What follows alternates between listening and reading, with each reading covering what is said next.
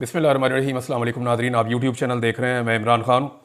Nadreen, सबसे पहले पाकिस्तान तहरीक इंसाफ के बानी चेयरमैन इमरान खान साहब और साबिक वज़ीर आज़म का जो स्टेटमेंट है अडियाला जेल से, वो मैं आपको बताता हूँ। आज पाकिस्तान की तारीख का बहुत इंपॉर्टेंट दिन है। आज के दिन 1971 में पाकिस्तान दो लख्त हो गया था। मशरक़ी पाकिस्तान हमारा अलग हो गया था और वहाँ पर बांग्लादेश एक अलग मुल्क बन गया।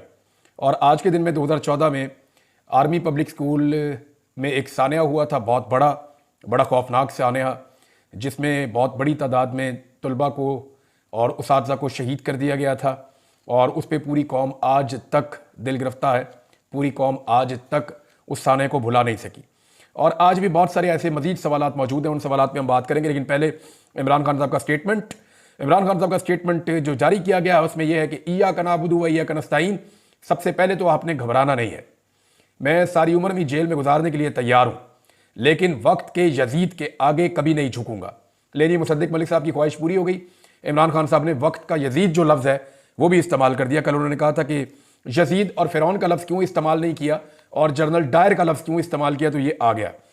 फिर इमरान खान साहब कहते हैं जी अल्लाह अल हक है, वो हक सच का खुदा है और सब्र करने वालों के साथ है। हम सब इस मुल्क की हकीकी आज़ादी के लिए कुर्बानी दे रहे हैं। आपने सब्र करना है और मेरे साथ मिलकर जुल्म का मुकाबला करना है। डी चौक में दौरे हाजिर के जनरल डायर ने कौम को अपना गुलाम गर्दानते हुए निहत्ते और पुरअमन शहरियों पर बिला इश्तियाल गोलियां चलवाईं। हम इस वाक़े को कभी भी नहीं भूलने देंगे और अपने वर्कर्स और शोहदा को इंसाफ दिलाएंगे। लेनी खान साहब ने फिर कह दिया जनरल डायर। और उन्होंने कहा जी डी चौक के अंदर उसी तरह का सानिया किया गया जैसा जलियांवाला बाग में जनरल डायर ने किया था। उन्होंने कहा ना इस वाक़े को हम कभी भूलने देंगे और अपने वर्कर्स को और शोहदा को इंसाफ दिलाएंगे। मुझे वर्कर्स और वकला ने बताया कि अभी तक सामने आने वाले 12 शोहदा वो हैं जिन्हें 26 नवंबर को मगरिब से पहले शहीद किया गया और बाकी लोगों को रात को इलाके की बिजली बंद करके गोलियां मारी गई हैं। इनको किधर गायब कर दिया गया है? अभी भी दर्जनों अफराद मिसिंग हैं। ये इमरान खान साहब बता रहे हैं कि उनको ये इंफॉर्मेशन दी गई है वकला की जानिब से और दीगर लोगों की जानिब से, उनको ये बताया गया है। वर्कर्स ने भी उनको ये बताया। मिसिंग पर्सनस को तलाश करना और तमाम डाटा पब्लिक करना हुकूमत की जिम्मेदारी है। मीडिया समेत हजारों लोगों ने अंधाधुंध फायरिंग और बर्बरियत को अपनी आंखों से देखा और इसके बाद अस्पतालों का रिकॉर्ड गायब करने और शोहदा की लाशें वर्सा को फराहम करने से इनकार की भी मीडिया रिपोर्ट्स मौजूद हैं। हमारा मुतालबा है कि जल्द अज जल्द 9 मई के फॉल्स फ्लैग ऑपरेशन और 26 नवंबर के इस्लामाबाद कत्लेआम की शफाफ तहकीकात और जिम्मेदारान के तयन के लिए आज़ादाना जुडिशल कमीशन तश्कील दिया जाए जिसमें सीनियर तरीन सुप्रीम कोर्ट जजेस शामिल हों। कौम तैयार रहे, मैं जल्द अगले लायामल का ऐलान करूंगा। अच्छा नाज़रीन, एक खबर और भी रिपोर्ट हुई है और ज़ुबैर अली खान साहब ने इसको रिपोर्ट किया था। और ख़बर यह थी कि इमरान खान साहब ने गालिबन अपनी जो तहरीक है सिविल नाफरमानी की, उसको हुकूमत से मुज़ाकरात की सूरत में एक हफ्ता आगे करने का इशारा दिया है। ये चीज़ें पाकिस्तान तहरीक इंसाफ जब कन्फर्मेशन के साथ सामने लेकर आएगी तो आपके सामने आ जाएंगी। बहरहाल इमरान खान साहब वहीं खड़े हैं जहां वो पहले दिन से खड़े थे। यानी उन्होंने अगर कहा था कि एब्सोल्युटली नॉट, तो ये वो वाहिद आदमी है जो अभी भी अपने मौक़िफ़ के ऊपर खड़ा है। वरना लोग अपना मौक़िफ़ बदल लेते हैं, गिरफ्तार होने के बाद लोग अपना मौक़िफ़ बदल लेते हैं। पिछले दिनों किसी ने कहा कि नवाज शरीफ भी बहुत ज़िद्दी है और इमरान खान भी बहुत ज़िद्दी है। तो बिल्कुल ये बात ठीक है कि इमरान खान अपने उसूल के ऊपर खड़ा रहने के लिए जिद कर रहा है कि मैं अपना उसूल नहीं तोड़ूंगा, अपने मौक़िफ़ से पीछे नहीं हटूंगा। और नवाज शरीफ ने हमेशा गिरफ्तार होते ही डील की जिद की है और इतनी जिद की डील की कि नवाज शरीफ को हर मरतबा डील मिल गई है। कभी अमेरिका ने डील लेकर दी, कभी सऊदिया ने डील लेकर दी, कभी किसी और अरबी मुल्क ने डील लेकर दी, कभी पाकिस्तान के अंदर एस्टेब्लिशमेंट में मौजूद लोगों ने डील लेकर दी। लेकिन इमरान खान साहब जो हैं वो डट गए हैं, वो इस तरह की डील लेने के हक में नहीं है। जबकि दूसरी जानिब नवाज शरीफ साहब जो हैं वो हमेशा डील लेने में कामयाब हुए हैं। इमरान खान साहब ने एक और बात की और इसको फवाद चौधरी साहब ने भी इसी बात को रिपोर्ट किया है। मैं मेरे ख्याल में फवाद चौधरी साहब का जो स्टेटमेंट है वहां से आपको पढ़ के सुनाता हूं, जरा आसानी से आपको समझ आ जाएगा। फवाद चौधरी साहब कहते हैं कि इमरान खान साहब से मुलाकात हुई आज 9 मई के एक और जाली मुकदमे में अडियाला जेल हाजिर हुए। इमरान खान से दूसरी मुलाकात हुई। शाह महमूद कुरैशी से भी एक तवील अरसे बाद मुलाकात हुई। इमरान खान, शाह महमूद कुरैशी और मैं तवील अरसे बाद सियासी मुशावरत कर सके। इमरान खान और शाह महमूद के जवान हौसलों से नया वलवला मिलता है। इमरान खान का पैगाम एक ही है कि 500 छोड़ 500 साल जो है वो जेल में रखो। यानी 500 दिन हो गए ना इमरान खान साहब को आज जेल में। आप अंदाजा करें कि नवाज शरीफ कभी भी ऐसे जेल में रह ही नहीं सके। नवाज शरीफ के वो जेल वाले कमरे में आपको दिखाऊंगा तो आधे से ज्यादा पाकिस्तान दरखास्तें डाल देगा कि हमें यहां पे बंद कर दो। जितनी सहूलियात नवाज शरीफ के पास थी। पाकिस्तान के हालात भी ऐसी है ना, गुर्बत है, बेरोजगारी है, लोग खुदकुशियां कर रहे हैं, किसान है वो तबाह कर दिया है। मैं अगले वीलॉग में आपको कुछ ऐसे हकायक बताने जाऊंगा कि हुकूमत का सारा बयानिया जमीन बोस हो जाएगा। मैं आपको बताऊंगा कि इन्होंने मईशत को कैसे तबाह किया और आदादो शुमार के साथ बताऊंगा। और ये आदादो शुमार और बयानात उन लोगों के हैं जो इस हुकूमत के साथ जुड़े हुए लोग हैं। और साबित करूंगा आपको कि किस तरह इमरान खान साहब के दौरे हुकूमत में चलती हुई मईशत को सिर्फ एक रजीम चेंज ऑपरेशन की ख्वाहिश पूरी करने के लिए तबाह बर्बाद कर दिया। पाकिस्तान को कितना बड़ा नुकसान और डेंट डला है वो सारा कुछ मैं आपको अगले वीलॉग में बताऊंगा। लेकिन पहले ये आप फवाद चौधरी साहब का स्टेटमेंट मुकम्मल सुन लें। उन्होंने कहा कि इमरान खान का पैगाम है कि 500 दिन छोड़ 500 साल जेल में रखो, मैं किसी डील करने के लिए तैयार नहीं हूं। हां, मुज़ाकरात करें, सियासी जमात है, सियासी जमातें गुफ्तगू पर यकीन रखती हैं। मुल्क में जारी बहरान के खात्मे के लिए बातचीत वाहिद रास्ता है। इमरान खान इंतकाम पर यकीन नहीं रखते, हुकूक पर यकीन रखते हैं। सियासी दर्जा हरारत में कमी मुल्क और कौम और सियासत के मफाद में है। अपोजिशन सियासी जमातों के ताउन से आगे बढ़े और मुल्क में नए इंतखाबात की तरफ जामे हल तलाश करना असल मकसद है। ये फवाद चौधरी साहब ने कहा है। लेकिन एक बात जो शेख रशीद ने की है ना, देखिए उनका तजर्बा बहुत ज्यादा है और शेख रशीद साहब ख्वाहिशात भी बाद बयान करते हैं और ये बहुत हम सुनते रहे उनके मुंह से। लेकिन एक बात उन्होंने बिल्कुल ठीक की है कि हुकूमत और पाकिस्तान तहरीक इंसाफ के मुज़ाकरात कभी कामयाब नहीं होंगे। उसकी वजह यह है, देखें ना, मुज़ाकरात में इमरान खान क्या मांगेंगे? जाली केसों में इमरान खान को अंदर रखा हुआ है। ये तो हुकूमत पहले ही ऑफर करना चाहेगी कि जनाब आपके जो जाली मुकदमात हैं, सियासी मुकदमात हैं, उनमें हम रिहाई करवा देते हैं। हुकूमत के बाद देने के लिए यही होता है। और वो भी एस्टेब्लिशमेंट अगर चाहेगी तो, उनको ख्वाजा आसिफ ने अपने मुंह से कह दिया, खुद एतराफ़ जुर्म कर लिया है कि इमरान खान साहब जब कहते थे कि हम एस्टेब्लिशमेंट के साथ बात करना चाहते हैं, इनके तो पल्ले ही कख नहीं है, तो अब ख्वाजा साहब ने खुद ही कह दिया जी हम तभी बात कर पाएंगे जब एस्टेब्लिशमेंट चाहेगी। तो ये एस्टेब्लिशमेंट की कठपुतलियां हैं, जब तक एस्टेब्लिशमेंट नहीं चाहेगी ये हुकूमत बात नहीं कर पाएगी।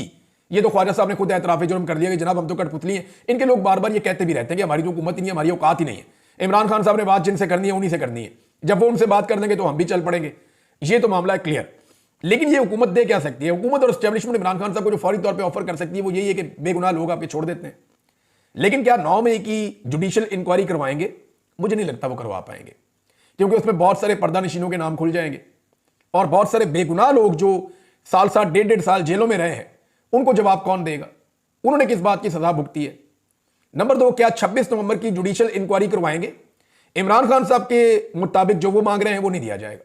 हां, गोंगलों से मट्टी झाड़ने की कोई कोशिश तो की जा सकती है, कोई ऐसे ही इधर उधर का खाना पूरी तो की जा सकती है, लेकिन प्रॉपर इंक्वायरी कभी नहीं करवाएंगे। क्योंकि पूरी दुनिया ने देखा है जो डी चौक के अंदर उस दिन कत्लेआम हुआ है, जैसे लोगों को दिन से लेकर रात कहे तक मारा गया, जिस तरह रियल बुलेट्स चली। अभी अल जजीरा की एक फुटेज है जिसको पाकिस्तान तहरीक इंसाफ ने जारी किया अपने अकाउंट के ऊपर, जो उन्होंने लिखा और जो उन्होंने दिखाया वो मैं आपको बता देता हूं। ये है जी।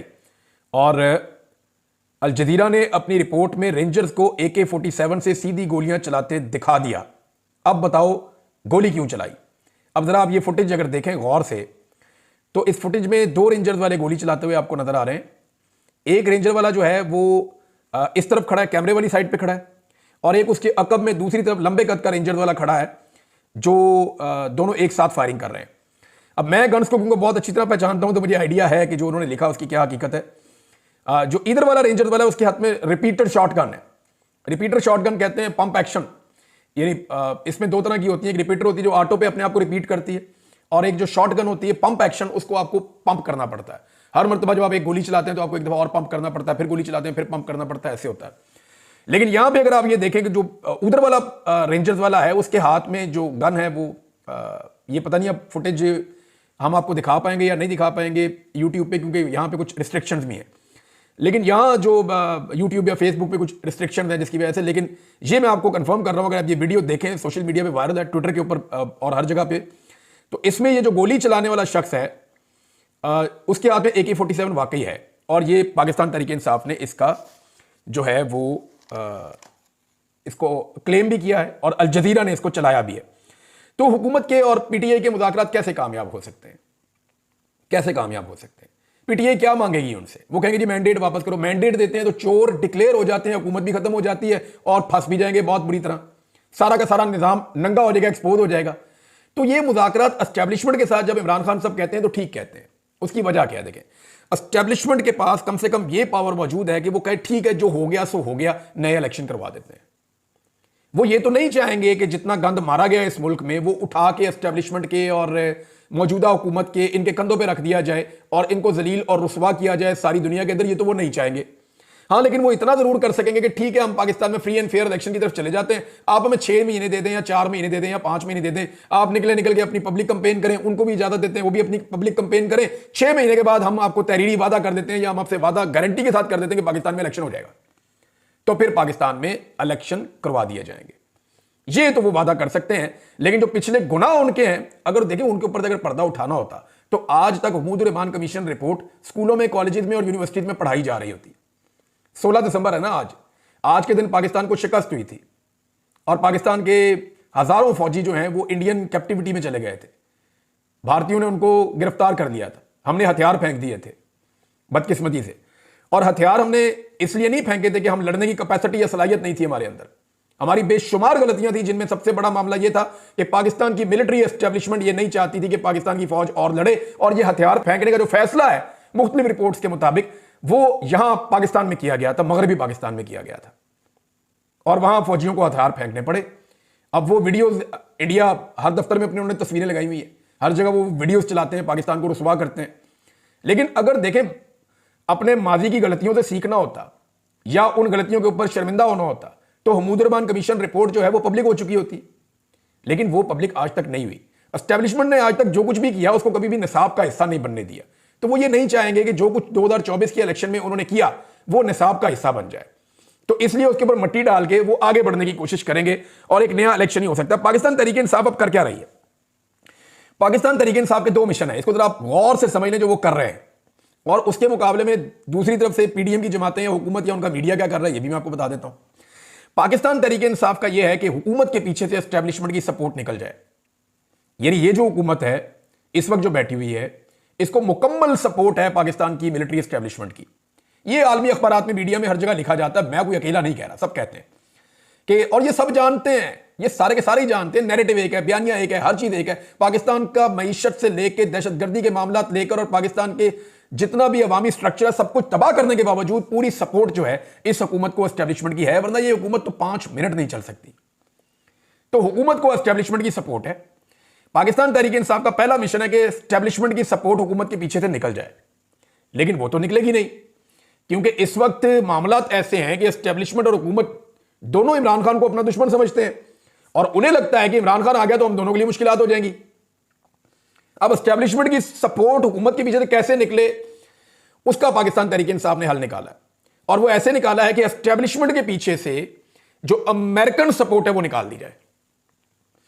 यानी अभी तक जो कुछ भी एस्टेब्लिशमेंट कर रही है इसमें एस्टेब्लिशमेंट को पीछे से अमेरिकन सपोर्ट है। अगर अमेरिकन सपोर्ट एस्टेब्लिशमेंट के पीछे से निकल जाती है तो फिर एस्टेब्लिशमेंट की सपोर्ट हुकूमत के पीछे से फौरन निकल जाएगी। यह है जी पाकिस्तान तहरीक इंसाफ का सिंपल मिशन, और इसमें जो ओवरसीज पाकिस्तानी है वो बहुत ज्यादा काम कर रहे हैं। अमेरिका और बरतानिया की सपोर्ट एस्टेब्लिशमेंट के पीछे से रफ्ता रफ्ता निकलती चली जा रही है, और आने वाले हफ्ते में मैं आपको पहले बता चुका हूं कि 25 तारीख तक कुछ ऐसी डेवलपमेंट्स होंगी। एक ट्वीट का जिक्र किया जा रहा है, वो तो बहुत देर से क्लेम हो रहा है, एक ट्वीट आ सकता है, लेकिन बड़ी चीज यह है कि इस्लामाबाद में एक टेलीफोन कॉल आने वाली है और उस टेलीफोन कॉल के बड़े जबरदस्त असरात होंगे, मैं आपको फिर बता रहा हूं।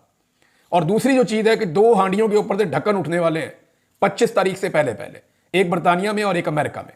और जब ये चीज आपके सामने आएगी तो कल से मुझे बहुत सारे लोग पर्सनली फोन करके मैसेजेस करके पूछ रहे हैं कि इमरान भी बताएं तो सी क्या चीज है, तो मैं उन्हें यही कह रहा हूं कि अभी नहीं, आप थोड़ा सा इंतजार करें, क्योंकि इसको जो ओवरसीज पाकिस्तानी है उन्होंने भी थोड़ा सा खुफिया रखा हुआ है और वो नहीं चाह रहे कि अभी चीजें बाहर आए। लिहाजा एक हांडी पकड़ी है अमेरिका में और एक पकड़ी है बरतानिया में। इन दोनों हांडियों के ऊपर से ढक्कन 25 तारीख से पहले उठने का ज्यादा इम्कान है, और उसके बाद जब क्रिसमस की छुट्टियां खत्म होंगी तो आप जायका चखेंगे, आपको पता चलेगा कि मजा आया या नहीं आया, आपको सारी समझ आ जाएगी। बहरहाल अमेरिकन सपोर्ट एस्टेब्लिशमेंट के पीछे से निकल गई तो एस्टेब्लिशमेंट हुकूमत के पीछे से निकल गई और फिर हुकूमत निकल गई। हुकूमत फिर टिक नहीं सकती, फिर हवाई अड्डे होंगे, वहां से खसूसी परवाजें होंगी, और कोई लंदन जाएगा, कोई जो है वो जाएगा अमेरिका जाएगा, कोई कहीं भागेगा, कोई कहीं भागेगा, ये यह रुक नहीं पाएंगे। आज एस्टेब्लिशमेंट अपनी सपोर्ट बंद कर दे और अपनी सपोर्ट विदड्रॉ कर ले, ये अवाम इन हुक्मरानों को 5 मिनट के लिए इस इक्तदार के अंदर नहीं रहने देंगे।